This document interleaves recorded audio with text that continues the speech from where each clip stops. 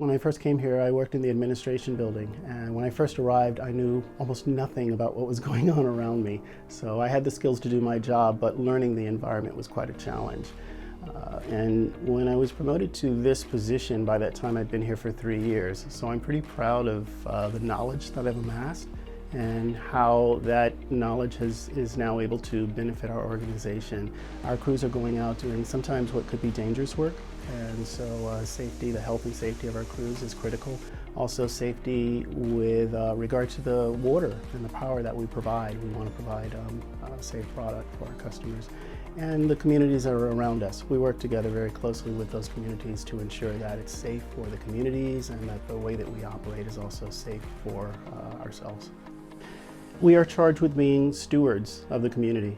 And so as stewards, we share these resources. We share these resources with the communities that we do our work in, and we also share these resources with the customer in San Francisco to whom we provide water and power.